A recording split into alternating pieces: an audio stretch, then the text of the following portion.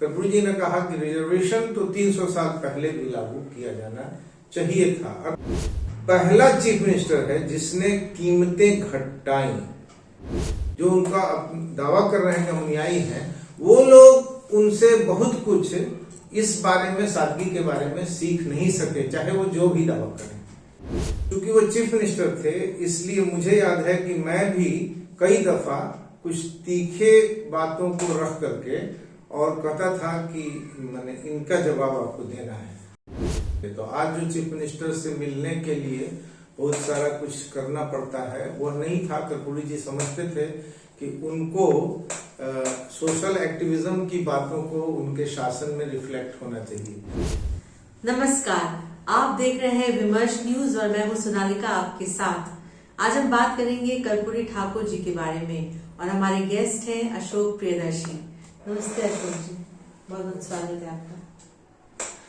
तो मैं सबसे पहले तो जानना चाहूंगी कि कर्पूरी ठाकुर जब 1977 में मुख्यमंत्री थे, तब आपकी उनसे 4 बार मुलाकातें हुई थी। तब आप किशोर उम्र के थे और कर्पूरी जी भी 57 पार कर रहे थे। उन प्रसंगों को कुछ याद दिलाइए, हमें कुछ बताइए दिलचस्प बातें।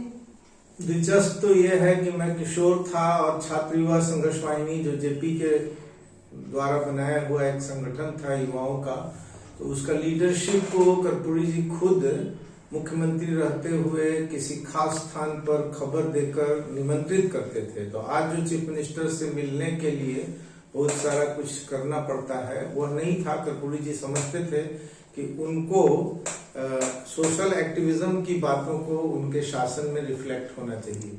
तो मैं, वो जो टीम बुलाई जाती थी, उसमें मैं केवल नोट्स लेने के लिए जाता था। मैं किशोर राय का था, पढ़ रहा था।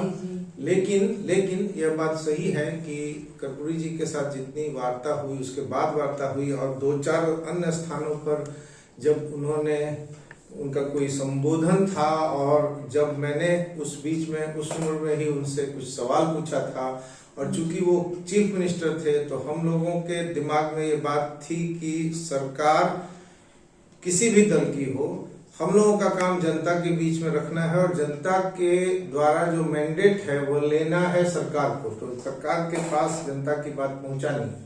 तो हमारे पास बहुत समय संगठन काफी बड़ा था, पटना में लड़के लड़कियां थी। तो खैर, तो कर्पूरी जी के पास मैं 4 दफा मिलने गया था, उनके मुख्यमंत्री रहते हुए। कर्पूरी ठाकुर अपने मिलते थे, उस समय के प्रश्नों को उठाते थे, और चूंकि वो चीफ मिनिस्टर थे, इसलिए मुझे याद है कि मैं भी कई दफा कुछ तीखे बातों को रख करके और कहता था कि मैंने इनका जवाब आपको देना है। तो कर्पूरी ठाकुर उसको बहुत ही विनम्रता से स्वीकार करते थे, और चीफ मिनिस्टर रहते हुए उनके ऊपर बहुत दबाव था। इसलिए मैं ऐसा नहीं कह सकता हूं कि जो उन्होंने सामाजिक क्षेत्र से लिया उसको सरकार के नीतियों में हासिल किया। लेकिन एक बात याद है कि उस समय रिजर्वेशन पर और लैंड रिफॉर्म पर एक विवाद हुआ था। कर्पूरी जी ने कहा कि रिजर्वेशन तो 300 साल पहले भी लागू किया जाना चाहिए था। अर्थात कर्पूरी जी सामाजिक न्याय के प्रश्न पर जोर देते थे, और आर्थिक जो संसाधनों के वितरण का सवाल है उसको डाइल्यूट नहीं करते थे। और हमारी शिकायत इस पर थी कि लैंड रिफॉर्म के लिए वो बहुत ज्यादा काम नहीं कर रहे हैं। लेकिन वो मुलाकातें बहुत ही प्रेरक है और यादगार है। चीफ मिनिस्टर पद से निकलने के बाद भी उन्होंने उसी तरह से एक मुलाकात तो जरूर की थी। उसमें उन्होंने इस बात की सराहना की थी कि जयप्रकाश जी की मृत्यु के बाद, जयप्रकाश जी चूंकि जनेऊ तुड़वा रहे थे 74 आंदोलन में, वो मैंने द्विजवाद के विरोध में थे, जाति के विभाजन का उनके संगठन और उनके द्वारा प्रेरित लोगों में कोई असर नहीं था, जातिवादी नहीं थे, जाति से उनको मतलब नहीं था। तो उस वजह से कर्पूरी ठाकुर ने, मैंने थोड़ा विस्तार दे दिया, माफ करेंगी, कि कर्पूरी ठाकुर ने ये कहा कि सराहना की इस बात की कि हम लोगों ने मृत्यु के ठीक बाद पर्चा निकाला और इसकी निंदा की कि मरने के बाद उनका ब्राह्मणी विधि से श्राद्ध कर्म कैसे हुआ और कैसे उनको जनेऊ पहनाया गया। ये सवाल उस समय गांधी मैदान में जेपी के मृत्यु के बाद जब लोग आए थे तो वहां बटा। तो ये जेपी के मृत्यु के बाद बटा, श्राद्ध वाले कार्यक्रम पर हमारी प्रतिक्रिया थी, उसको अप्रिशिएट करते थे। यहाँ तक कि युवा जनता के लीडर थे नीतीश कुमार। तो नीतीश कुमार याद करते हैं, वो बताते हैं, और कर्पूरी जी ने उनसे कहा था कि संघर्ष वाहिनी के लोगों ने तो सामाजिक न्याय के प्रश्नों को बहुत मजबूती से उठाया, आप लोगों ने क्या किया? तो कर्पूरी ठाकुर मुख्यमंत्री पद के बाद विपक्ष के नेता भी थे और कभी एम्बेसडर ना उपलब्ध होने पर वो रिक्शा से भी निकल जाते थे।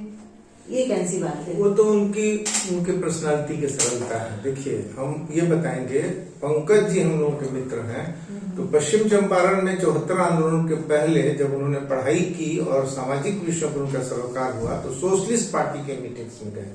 तो एक दिन वो लोग रिसीव करने गए स्टेशन पर कर्पूरी ठाकुर को, और उन लोगों को देर हो गई, ट्रेन समय पर आया, और उसके बाद जब भागते भागते बाहर आए लोग, तब पता चला कि एक टांगा पर पूरा किताबें वो भर करके बैठे हुए हैं और पैर को उनको टेढ़ा करके रखना पड़ रहा है। तो वो किताबें लेकर के गए थे, और जो मीटिंग हुई उसमें इन लोगों को किताबें मिली, और वही किताब ये लोग बेचते थे, और इस तरह से वो किताब का जो पैसा आता था उससे काम उनका चलता था। तो वो दिन थे। इसी में ये बात है, हम लोग कर्पूरी जी के मुख्यमंत्री काल में चाहे जैसा भी बात हम लोगों ने किया हो, उनके पर्सनालिटी से कम संसदीय राजनीति में इस तरह का नेता है, इससे थोड़ा प्रभावित थे और धीरे धीरे ज्यादा प्रभावित होते चले गए थे। तो कर्पूरी ठाकुर सरल व्यक्ति थे, और ऐसा देखा जाता है कि वो एम्बेसडर नहीं है, जो कि विपक्ष के नेता थे, तो वो एक अजीब बात है। तो वो रिक्शा से भी निकल जाते थे, और उसी में लोगों को मदद करने की बात थी, तो पैसों का राजनीति नहीं होती थी। तो याद है कि कुछ कंबल दिलवाना था, तो उन्होंने खादी ग्राम के धर्मवीर बाबू को कहा कि मेरे उधार खाता में लिख दीजिएगा और इतना कंबल दे दीजिए। अर्थात उनको ये छोटे छोटे पैसे भी जो है बड़े जतन से जुटाने पड़ते थे, और अपने सामान्य जो वेतन और इनकम है उसमें से भी उसकी भरपाई करनी पड़ती थी। तो कर्पूरी जी सरल आदमी थे, और ये इसके बारे में अनेकों बातें कही जाएंगी।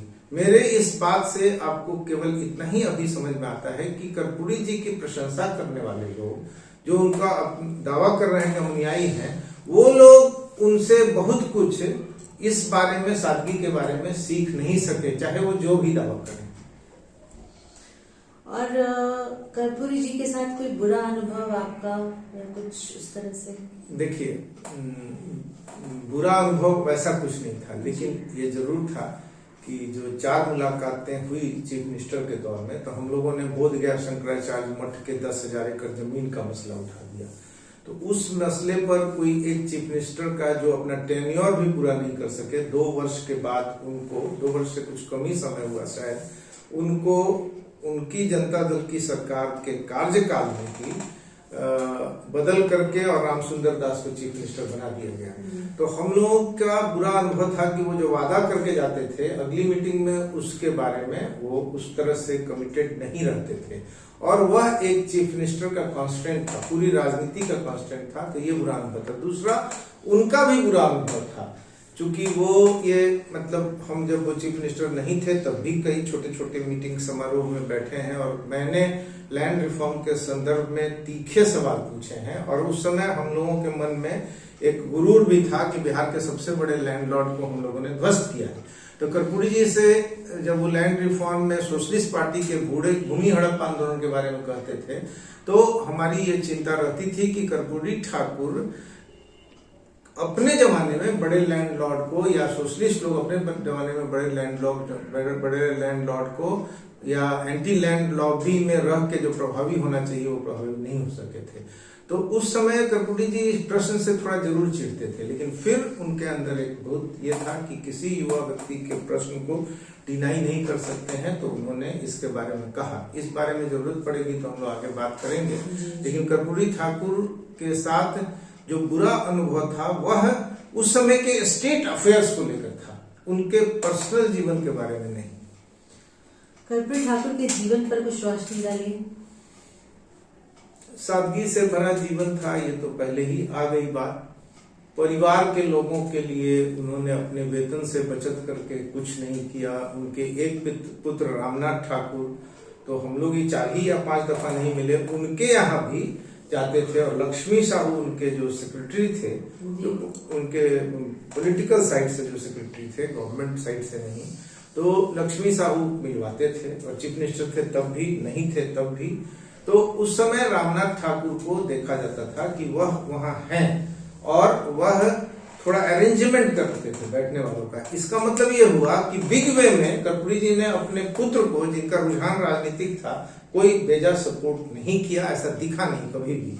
इसके बाद वो घर नहीं बनवाए, सब लोग जानते हैं।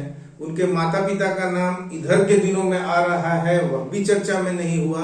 उनकी पत्नी का अपना जो अधिकार था, उसके नाते उन्होंने कुछ व्यवस्थाएं अपने बच्चों के लिए की थी।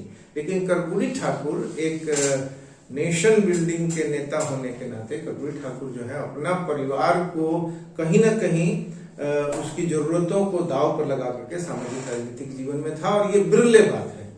आज जो वंशवाद के विरोध में बातें कह रहे हैं, उन लोगों को मालूम होना चाहिए कि कर्पूरी ठाकुर के तो परिवार के लोग थे और उन पर कोई उनके राजनीतिक जीवन काल में वंशवाद का आरोप नहीं बना, कोई बात हम लोग को नहीं दिखी। ये जरूर है कि उनकी मृत्यु के बाद संभवतः लालू प्रसाद यादव के समय ही रामनाथ ठाकुर उद्योग मंत्री बने थे। कर्पूरी जी के पुत्र रामनाथ ठाकुर को नीतीश कुमार ने भी मंत्री रखा और राज्यसभा में भी भेजा, ये अलग बात है।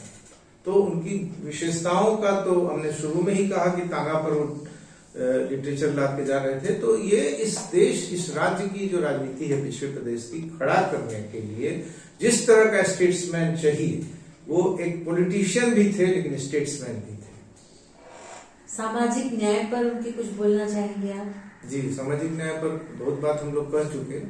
एक प्रसंग हमने जेपी के जनेऊ के संदर्भ में भी कहा आपके सामने, लेकिन उन्होंने रिजर्वेशन लाया पिछड़ी जातियों और अत्यंत पिछड़ी जातियों के लिए। और पहली ही बार राज्य में, किसी राज्य में ऐसा नहीं हुआ था, ओबीसी रिजर्वेशन लागू होता था। ओबीसी में ईबीसी उन्होंने डिवाइड कर दिया, एक्सट्रीमली बैकवर्ड का, अत्यंत पिछड़ी जाति, और एनेक्सर बना दिया जातियों का। तो एक्सट्रीमली बैकवर्ड कास्ट में ज्यादा जातियां थी और ओबीसी में कम जातियां थी। ठीक है। तो ओबीसी में जो पिछड़ी जातियों में मजबूत जातियां, जैसे यादव, जैसे कि कुर्मी, इस तरह की कुछ मजबूत जातियां थी, वो एक लिस्ट है। तो एनेक्सर 1 को उन्होंने मेरे ख्याल से 12% रिजर्वेशन दिया, और एनेक्सर 2 वालों को, जो इसमें पिछड़ी ओबीसी थे, ईबीसी को 12% और ओबीसी को उन्होंने 8% रिजर्वेशन दिया।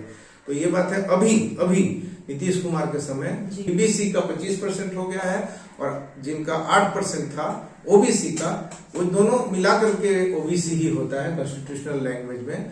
तो एनेक्सर 1, एनेक्सर 2 में, अभी एनेक्सर 2 में 18% रिजर्वेशन है, एनेक्सर 1 में 25% रिजर्वेशन है। मेरा आखिरी सवाल आपसे यही है कि सामाजिक न्याय के लिए उनकी भूमिका पर कुछ बताएं, जो सामाजिक न्याय उन्होंने किया उसके लिए। सामाजिक न्याय की ही भूमिका पर हम लोग ज्यादा उनके बात कर रहे थे। ठीक है। जी जी। एक और बात बीच में छूट गई कि जब वो चीफ मिनिस्टर हुए थे 77 में, तो पहला चीफ मिनिस्टर है जिसने कीमतें घटाई। जैसे बस किराया 30 पैसा से इमरजेंसी में 35 पैसा जगन्नाथ मिश्रा की सरकार ने किया था। इन्होंने वापस इसको 30 पैसा नहीं 25 पैसा यूनिट के हिसाब से जो होता है कि दर से कर दिया। तो कीमतें घटाई। मोरारजी देसाई की सरकार भी ऐसा ही कर रही थी। कीमतों के फ्रंट पर 74 आंदोलनों का डिमांड था। भ्रष्टाचार के फ्रंट पर भी उस समय की जो सरकारें बनी उन पर ऐसा कोई आरोप नहीं है, बल्कि वो कुछ करेक्टिव मेजर्स ले रहे थे। डेमोक्रेसी के लिए भी वो काम कर रहे थे। कर्पूरी जी ने अपने समय में चीफ मिनिस्टर रहते हुए जेलों में बंद नक्सलाइट्स को रिहा कर दिया एक ऑर्डर से, और उससे कोई बहुत ज्यादा समाज में विश्रांति मच गई, मारकाट मच गया, नक्सलाइट्स बॉम्बार्डिंग होने लगा, ऐसा नहीं हुआ। जब वो बाहर आ गए तो उन नेताओं को एक स्पेस मिला, और वो नक्सल धारा और एनहेलेशन का लाइन है, मतलब कत्लेआम का लाइन का, उन लोगों ने उस पर विमर्श किया। वो जो है मैं दूसरे मसलों पर चला गया था, लेकिन इन बातों का लोगों के एम्पावरमेंट से सामाजिक न्याय का संबंध है। जाति के स्तर पर वो बहुत पक्के थे, और इस वजह से मतलब उन्होंने, जैसा कि रिजर्वेशन पॉलिसी उनका ठोस कंट्रीब्यूशन था, लेकिन वो इसके लिए पक्के थे।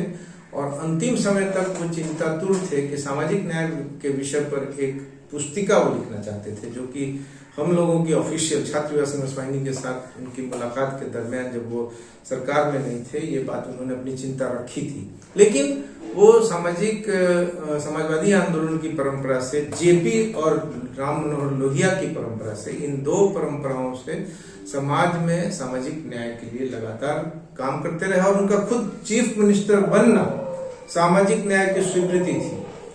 जयप्रकाश आंदोलन में चाहे सभी जातियों के लोग हों, लेकिन जयप्रकाश नारायण के आंदोलन ने या बिहार आंदोलन ने यह सुनिश्चित किया कि अब राजनीति के केंद्र में सवर्ण नहीं रहेंगे और बैकवर्ड लीडर भी जो दबंग होता है वह नहीं, एक्सट्रीमली बैकवर्ड कास्ट से मतलब कर्पूरी ठाकुर यहाँ चीफ मिनिस्टर बने। अब ठीक है कि वो कायम नहीं रहे, उनको हटाया भी गया, तो रामसुंदर दास जो दलित थे उनको बनाया गया, तो एक परंपरा शुरू हो गई। और उसके बाद आप देखते होंगे कि फिर कांग्रेस रिजीम बीच में लौटा, तब कुछ सवर्ण नेता हुए, लेकिन गैर कांग्रेस रिजीम जो है लगातार पिछड़ी जातियों के नेतृत्व में चल रहा है और आगे भी इसकी संभावना है। अब इसमें उस समय का जो सामाजिक न्याय था वो ठोस था, और अभी के सामाजिक न्याय में जो जातीय गोलबंदी का एक तत्व है वो मिश्रित है, जबकि रिजर्वेशन और सामाजिक न्याय जाति तोड़ों का एक विचार है।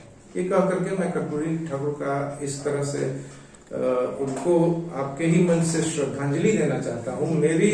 मेरी उनकी किशोर वय में बाद में चीफ मिनिस्टर के प्रति वैसी आसक्ति नहीं होती है, लेकिन जब उनकी मृत्यु हुई तो बहुत गहरी आसक्ति हो गई थी। मुझे याद है कि उनके शवदाह के समय में मैंने, जब पुलिस ने रास्ता रोक दिया तो छत पार करके मैं उस जगह तक गया था, तो ये मुझे याद आता है कि मेरा व्यक्तिगत आकर्षण था। और तब जबकि हम लोगों को नीतीश कुमार ने हेमवती नंदन बहुगुणा, चूंकि दमकीपा की पार्टी से वो उस समय थे कर्पूरी ठाकुर, तो मृत्यु के समय हेमवती नंदन बहुगुणा के पास गवाही दिलवाई गई थी कि वो सामाजिक न्याय के पैरोकार थे और उनका जो दाह संस्कार हो वो बहुत रिचुअलिस्टिक नहीं हो, सादा हो। ये कर्पूरी ठाकुर के मृत्यु के बाद नीतीश चाहते थे और लालू प्रसाद यादव और देवीलाल चाहते थे कि पूरा चंदन की लकड़ी पर ताम झाम के साथ हो।